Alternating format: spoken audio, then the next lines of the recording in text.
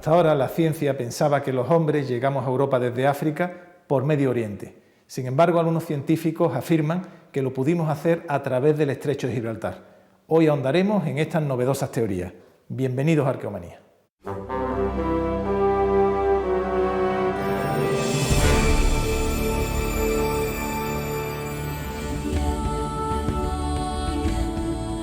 En el año 2001, una prospección sistemática del territorio de Ceuta reveló un descubrimiento sorprendente: el hallazgo en el abrigo de Benzú de herramientas de piedra de 250.000 años de antigüedad. La tecnología empleada para producir estas herramientas era similar a la que usaban los hombres de Neandertal. ¿Significaba eso que en la más lejana prehistoria los hombres habían saltado desde África hacia Europa, cruzando el Estrecho de Gibraltar? ¿Lo habían hecho en sentido contrario? ¿Se trataba de especies humanas diferentes?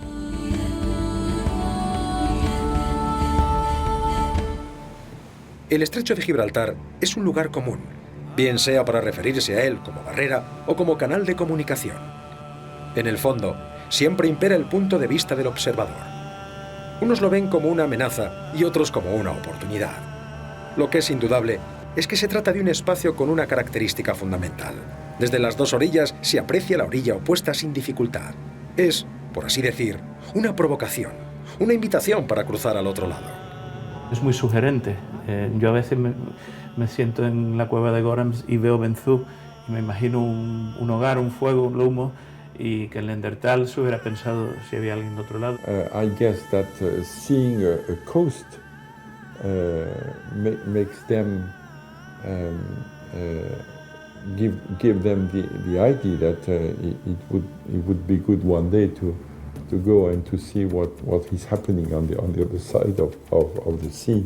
Desde la entrada del abrigo de Benzú se contempla sin dificultad la orilla europea del estrecho.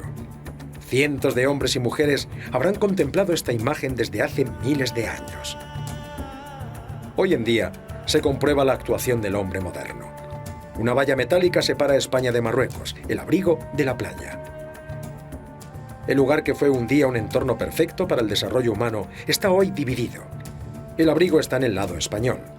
Enfrente banderas, casas y mezquitas. Debajo, la playa. A principios de la década de los 2000 se comenzó la excavación sistemática del abrigo de Benzú. Actualmente se pueden ver los vestigios del trabajo de los arqueólogos. Algunas brechas en la piedra indican inequívocamente que de aquí se ha extraído material arqueológico. Pero, ¿por qué estas profundas hendiduras en la piedra?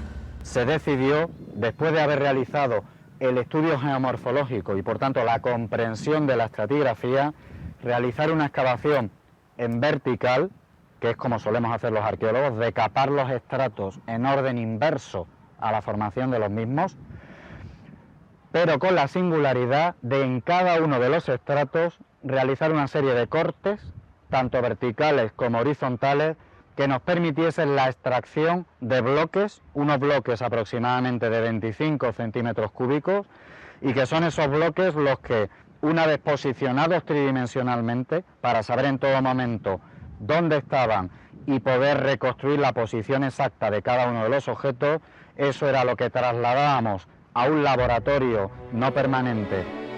De la excavación de Benzú se han extraído muchos materiales de gran interés. Destaca la fauna marina, que nos indica que los primitivos pobladores de este lugar marisqueaban y pescaban, lo que es toda una revolución. Y miles de datos más que nos ayudarán a comprender mejor el Paleolítico y el Neolítico en la región del Estrecho.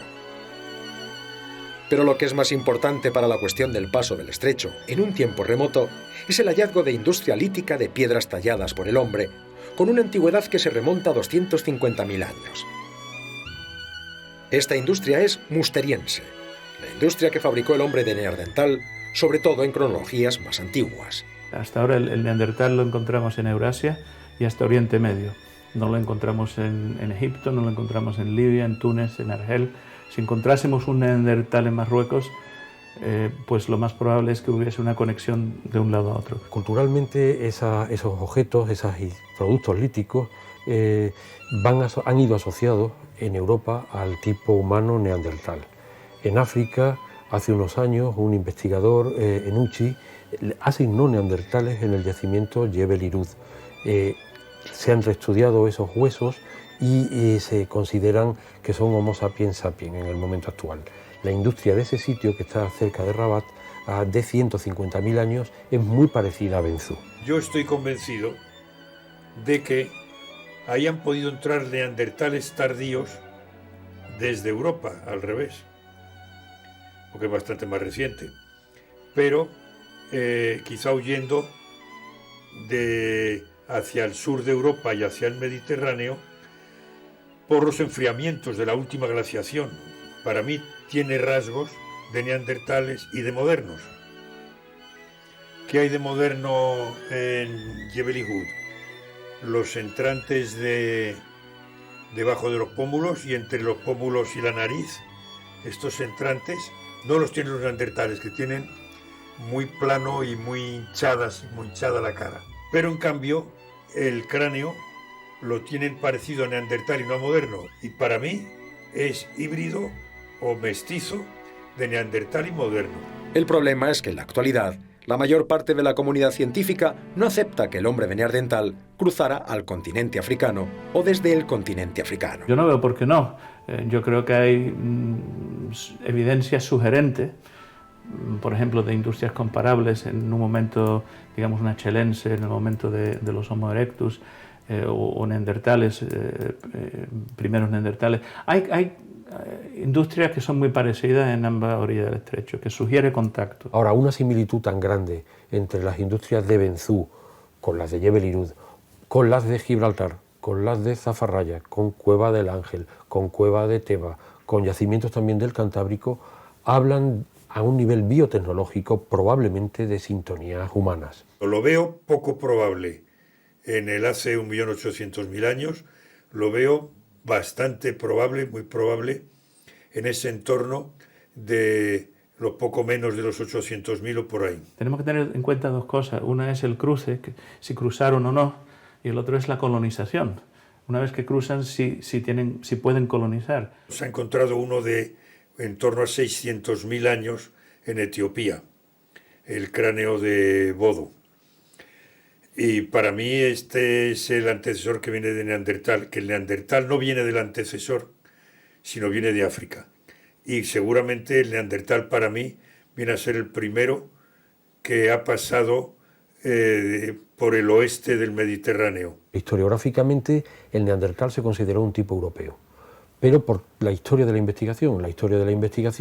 El Neandertal sale en el valle de Neander, tal es la palabra alemana de valle, Neander en la zona de Düsseldorf, en un pueblito Mettmann, es el primer hallazgo que se valora, aunque previamente habían salido en Spee en Bélgica y en Gibraltar, ¿no? en Forbes Quarry. Se asoció a los tipos humanos europeos para el Paleolítico Medio. Ahora, su presencia en el norte de África, con esta fuerza, con esta gran definición de los conjuntos, podría plantear la duda.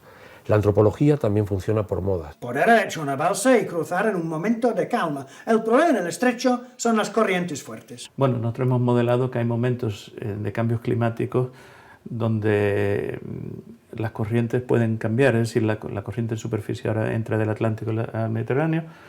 Hubieron momentos que era del Mediterráneo hacia el Atlántico, hubieron momentos de cambio donde las corrientes eran neutrales. Esos cambios pueden haber ocurrido en un periodo de 500 años con corrientes neutrales. Otro factor que no se tiene en cuenta, siempre se dice, bueno, es que para cruzar el estrecho no es la distancia de cruzar, pero lo más importante, en mi opinión, es la longitud de la costa enfrente. La costa enfrente tiene una longitud muy grande, por tanto, aunque salga uno a la deriva, siempre tiene una alta probabilidad de tocar tierra. En Orce, Granada, hay presencia humana, el llamado hombre de Orce, un fósil que fue muy controvertido con una antigüedad de 1,3 millones de años. Las industrias de Orce se cuentan por miles, son del modo conocido como oldubayense. Las industrias de Orce están aceptadas por toda la comunidad científica y son de las más antiguas de Europa Occidental. En la zona de Orce hay también fauna africana. En Cueva Victoria, Murcia, hay restos humanos y fauna africana con 1,2 millones de años. En Cueva Negra, en el estrecho de Quípar, en Caravaca de la Cruz, Murcia, se han datado las hachas bifaces más antiguas de Europa, con 900.000 años. Con cronologías similares encontramos la Solana de Zamborino, en Guadix, y el yacimiento Cúllar 1, algo más moderno. Fueron publicadas por Luis Guibert en Nature hace un par de años. Todo este impresionante registro fósil nos indica la posibilidad de que los hombres cruzaran por Gibraltar desde tiempo inmemorial. Existen muchos yacimientos sin explorar a fondo en el sur que pueden arrojar mucha información, comenzando por la cuenca de Orce y pasando por algunas cuevas como la Sima de las Palomas en Tebas, Málaga. Pero lo que más alienta a los científicos que consideran la hipótesis del paso del estrecho es la colonización, hace más de 1 millón de años, de la isla de Flores en Indonesia, por parte del Homo erectus. Si el Homo erectus cruzó más de 20 kilómetros de mar profundo, ¿por qué no pudo cruzar por Gibraltar? Nos han llegado navegando en esas cronologías de 1 millón de años. Luego, a cambio, hay otras islas que nunca fueron colonizadas, por ejemplo, las Baleares, y se ven desde la costa. O sea que Ibiza se ve desde Denia. Y las Canarias también se ven desde África y nunca fueron colonizadas. Es decir, que tienes ejemplos de lugares lejanos que han sido colonizados en la antigüedad y otros cercanos que no lo fueron. Por tanto, lo de las navegaciones pues no deja de ser una especulación, no veo cómo meterle mano científicamente. La ruta terrestre pues siempre es la más favorable. Por ejemplo, para el Homo sapiens, para la llegada del Homo sapiens a Europa, hay un dato, y es que los Homo sapiens, los cromañones, los humanos modernos más antiguos están en Rumanía. O sea, que no están aquí en el sur de la península ibérica. El tiempo y los datos científicos darán una respuesta definitiva, o al menos aceptada por la mayoría. Mientras tanto, las poblaciones de la región del Estrecho de Gibraltar siguen ahí, mirándose con extrañeza y curiosidad, como hace decenas de miles de años.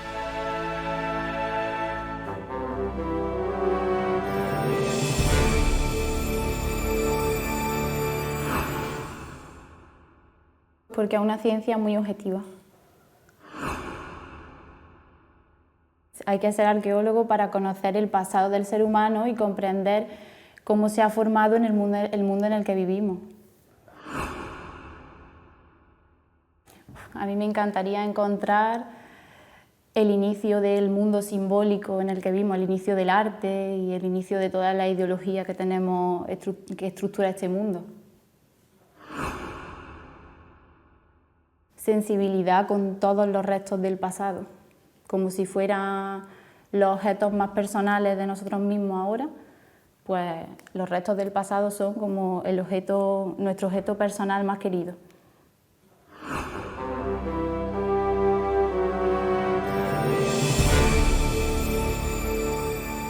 ¿Cuándo nació la navegación? ¿Es posible que navegáramos mucho antes de lo que hasta ahora pensábamos? Analizaremos hoy las extrañas pinturas rupestres de Laja Alta, en Jimena de la Frontera, que muestran, con sorprendente nitidez, antiquísimas embarcaciones de vela y remos. ¿Quién las pintó? ¿Para qué? ¿Son fenicias o pudieran ser de algún primitivo pueblo peninsular todavía desconocido? Son preguntas apasionantes que trataremos de responder en nuestra visita. ¡Vamos a ello!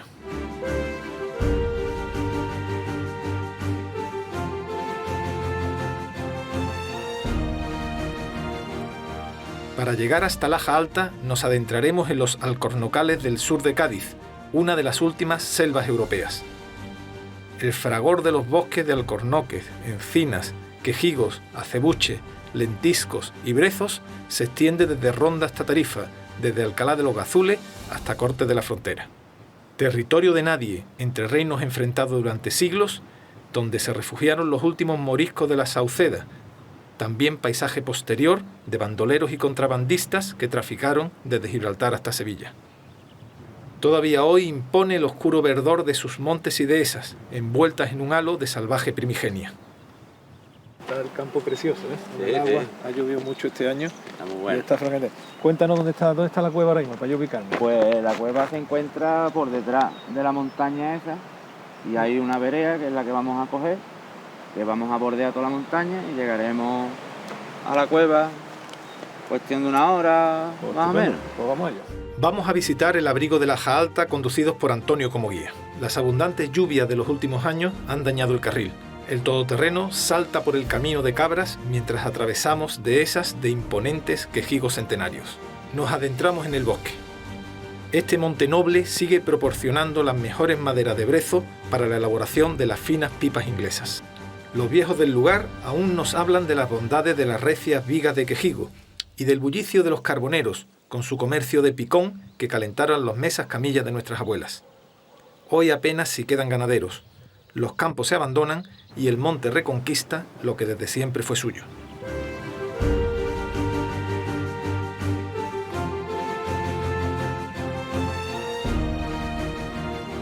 El abrigo domina un paisaje imponente, en un diálogo eterno de naturaleza humanizada, porque allí, hace mucho tiempo, nuestros antepasados pintaron barcos sobre sus paredes. ¿Por qué barcos? La explicación de que simplemente se trata de una representación de los barcos fenicios que atravesaron el estrecho por parte de los indígenas asombrados no satisface a nuestro anfitrión, Miguel Martín, ingeniero y profesor de la Escuela Náutica. ¿Crees que estos barcos pueden ser fenicios? Pues yo creo que no. Creo que realmente estos barcos son autóctonos. Sus características técnicas enlazan perfectamente con el tipo de barcos que se ha encontrado en Mazarrón, que también creo que son autóctonos. Es decir, que tú has comprobado que no responden pues, por determinadas medidas con los fenicios. Sí, haciendo cálculos de carena, dimensiones, formas, proporciones, se parecen muchísimo a las antiguas traineras del País Vasco, que eran barcos de pesca con las mismas características que tienen estos. Estas pinturas no están datadas, no sabemos todavía exactamente qué antigüedad tienen. Por tanto, aunque corresponde a la ciencia aclarar ese aspecto, nosotros podemos abrir todas las posibilidades. Quizás sean algo más recientes de la que nos creemos y pueden ser naves tartésicas, quizás sean más antiguas, quién sabe, si pueden tener 4, 5.000, 6.000 años de antigüedad. Sabemos que en época megalítica ya se navegaba. ¿Cuál es la antigüedad de estas pinturas? ¿Podrían incluso, como algunos han llegado a aventurar o quizás soñar, naves atlantes? ¿Son naves fenicias de los primeros pueblos del mar que comerciaron en el Mediterráneo? Todavía nos queda mucho por saber de la primitiva navegación. ¿Qué nos gustaría encontrar? Pues aquellas embarcaciones que nos ayuden a solucionar incógnitas que todavía tenemos sobre la tecnología de la construcción naval en la antigüedad o sobre la historia o hechos relevantes de la historia. Por ejemplo, conocemos muy poco de la navegación de los etruscos, por poner un ejemplo, o de los pueblos ibéricos anteriores a las colonizaciones fenicias y griegas. Se pudo navegar, se navegaba, pero no los pueblos de la península. Por los datos que tenemos, los pueblos de la península tenían muy escasa tecnología náutica, muy escasa. No suficiente para llevar a cabo grandes navegaciones a alta distancia, ¿no? Realmente en esos momentos, la época de los pueblos del mar, 1200 a.C. en adelante, los únicos atestiguables arqueológicamente, claro, aquí siempre estamos expuestos a que la arqueología desvele nuevos datos, pero se ha excavado mucho, se ha prospectado mucho y de momento no ha aparecido nada. Los únicos que en ese momento tienen capacidad náutica para hacer navegaciones a larga distancia son, por una parte, los griegos micénicos y, por otra parte, los cananeos, digamos, los antepasados de los que serán los fenicios. Los sardos no tienen demasiada capacidad náutica, probablemente navegan desde Cerdeña a la costa de la península italiana. Eso no quiere decir que una tormenta, un viento pueda llevar a un barco a sitios insospechados, y eso puede pasar siempre. Pero cuando hablamos de navegaciones continuas y sistemáticas, la relación viene de oriente a occidente. Es decir, es probable que algún barco micénico, que algún barco cananeo pueda haber llegado a la península ibérica, pueda haber aportado elementos de cultura material, informaciones que se codifican luego en mitos, pero es muy difícil, con los datos que tenemos hoy día, pensar que los habitantes de la península ibérica tenían capacidad para hacer grandes navegaciones hasta el Mediterráneo central. ¿Por qué no va a haber naves procedentes de la península ibérica? Pero cuando decimos procedentes de la península ibérica no quiere decir que sean de gentes de la península ibérica, sino naves procedentes de la península ibérica, naves preparadas para grandes navegaciones que llegan hasta allí. Es tan simple como que sabemos que llegan hasta aquí, es decir, es verdad que llegan hasta aquí. Ahora, ¿se corresponden esas naves que vemos con las naves de Tarsis que nos aparecen en la Biblia? ¿O esto se refiere al Mar Rojo? También se contempla la posibilidad de que fuera un observatorio astronómico o un lugar para ofrendas de los marinos que se aventuraban en un mar siempre caprichoso. En este conjunto rupestre no solamente hay barcos, ¿no? Digamos que hay como 3 grandes bloques que me gustaría que me aclararas porque me confundo un poco, ¿no?, entre uno y otro. Bueno, pues hay una zona en la parte superior, hay unas figuras claramente esquemáticas, como se ven en muchos abrigos de toda la península. Después hay una serie de oculados curiosos que reflejan algo religioso, algo mítico, a media altura. Y en la parte inferior, el artista, que parece ser un único artista el que ha hecho casi todas ellas, con alguna excepción, pues escenas marinas que yo creo que son escenas de pesca. El estrecho de Gibraltar, puente de océanos, mares y continentes, pudo haber sido surcado desde la más remota antigüedad por marineros osados que aún desconocemos.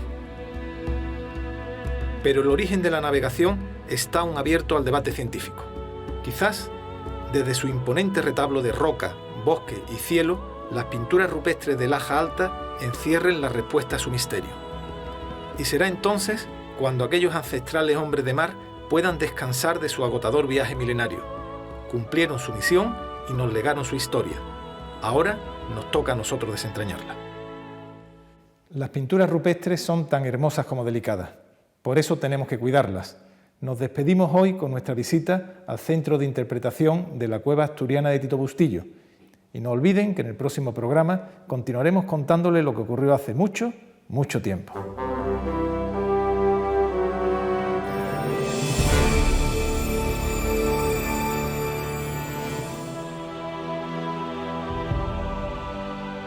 Una cancela de hierro cierra y protege el paso hacia la cueva de Tito Bustillo.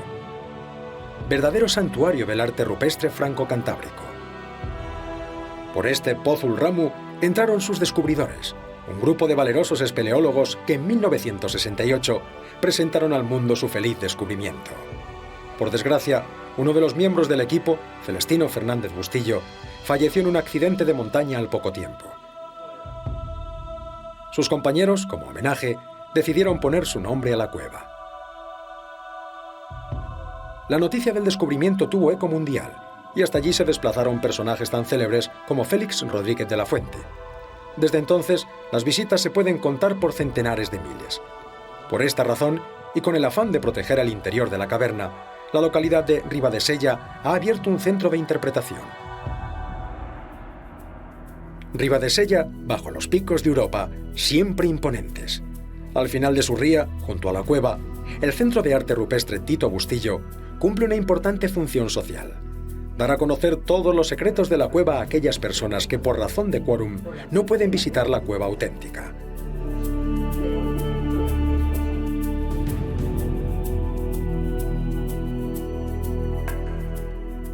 Se decide construir hace ya unos años y es simplemente porque por conservación, la cueva de Tito Bustillo solo admite 150 personas diarias de visita. Entonces hay muchísima demanda para poder conocer el arte que tiene Tito Bustillo y se decide crear este centro precisamente para acoger ese exceso de demanda y para poder entender cómo es la cueva de Tito Bustillo.